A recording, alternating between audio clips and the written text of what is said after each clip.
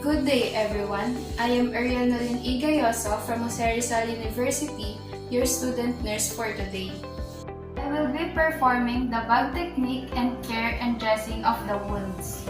Before the procedure, I will make sure to state the objectives of this activity.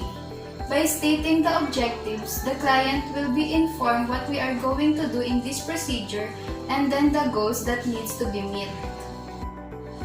I will use appropriate terms to prevent misunderstanding when explaining the procedure. State the steps of the procedure in correct order.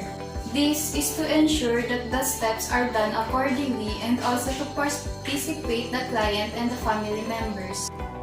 And lastly, I will explain the rationale of every steps of this procedure. This is to educate the family and give them information about the procedure. I will prepare a plan of home visit by following the prescribed format.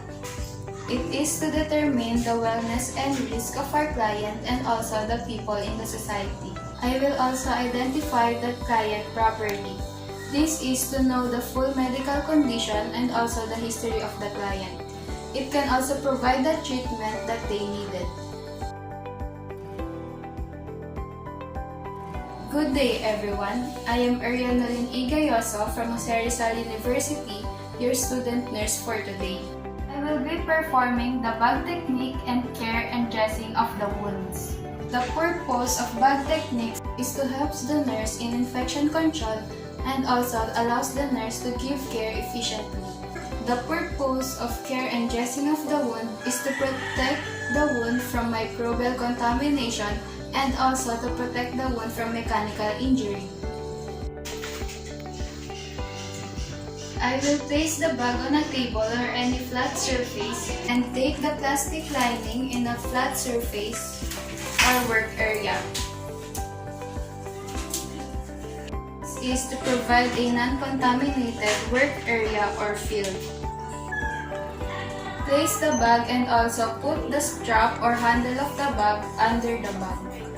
Take out the soap dish and also hand towel at the one corner of work area.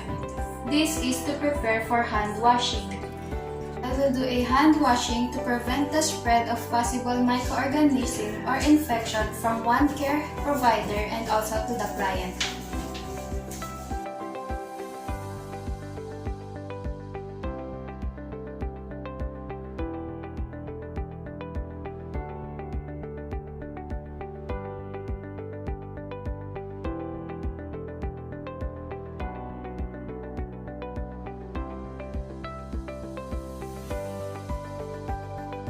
So now I will put out the apron with grease touching the body.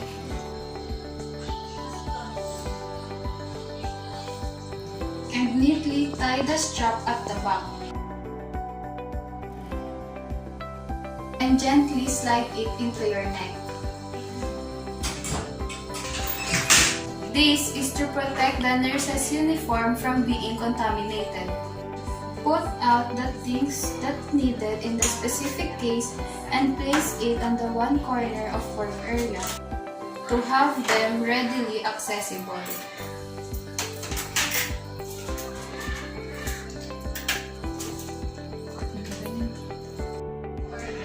Place the waste paper bag outside of the work area to prevent contamination of clean area. Now I will close the bag to prevent contamination.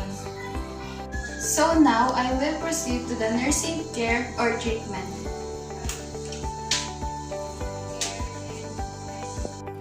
Good day, ma'am. I am Ariel Nolin Igayoso from Jose Rizal University, your student nurse for today. So now I will clean your wound and change the dressing of your wound. This is to protect your wound from mechanical injury and to prevent contamination. So now I will position the client according to the site of the wound. This is to have free accessible to the site of the wound. I will expose and drape the area of wound site. By exposing the area, we can identify clearly the site and area of the wound. I will undo the materials and secure the dressing. Make sure to touch only the outside portion of the dressing. If it is soiled, use forceps. Since the dressing is not soiled, I will use my hands with gloves to remove it. This is to replace the contaminated dressing of the wound. So now I will dispose this to the waste paper bag receptacle. I will clean the wound by antiseptic solution.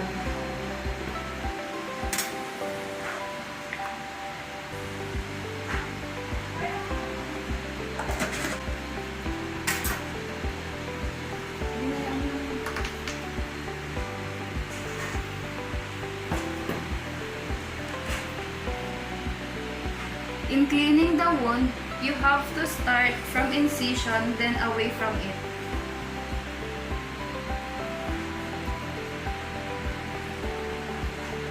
This is to provide protection against contamination and prevent infection and increase possibility of healing process. And I will dispose it to the waste paper bag receptacle. Now I will apply ointment thinly as prescribed. This is to prevent infection and to maintain a clean, moist surface and to keep the wound moist.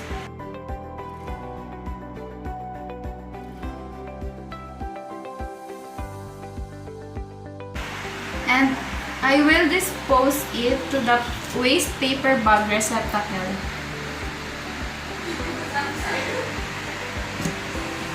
Cover the wound with sterile dressing and secure it in place.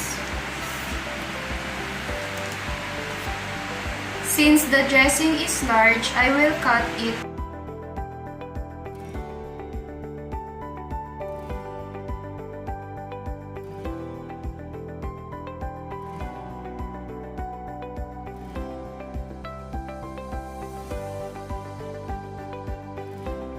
This is to promote healing of the wound and to prevent infection.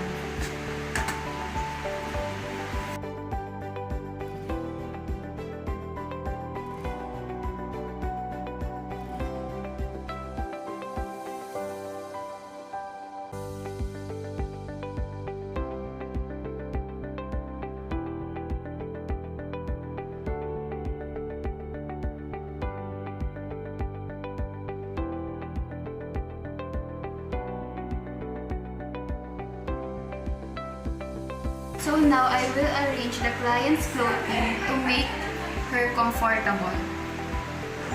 I will record and chart time, dressing appearance of wound with amount and character of drainage, observation, and also the treatment. This can provide history of medication in their wound and also can be the basis for scheduling the cleaning and dressing of the wound. After completing the nursing care or treatment, I will clean and alcoholize the things that are used.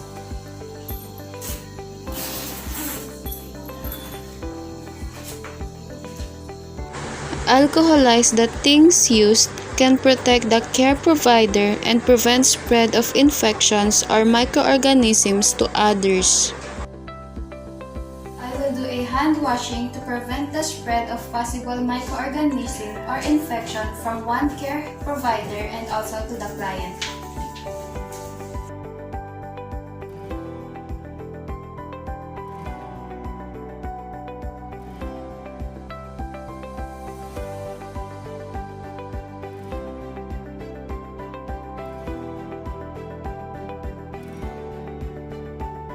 Open the bag and put back all articles in their proper places.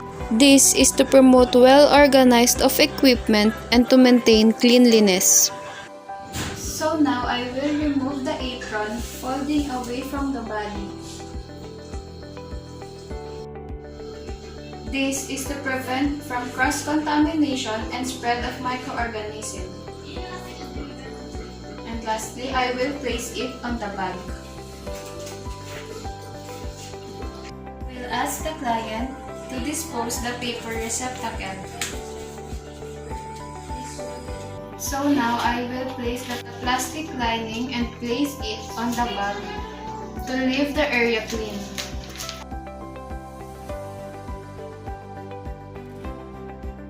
Now I will make a post-visit on matters relevant to healthcare, taking anecdotal notes preparatory for final reporting. This is to be used as reference for the next visit. And lastly, I will make an appointment for the next home visit, taking note of date, time, and purpose. It is to prepare for follow-up care.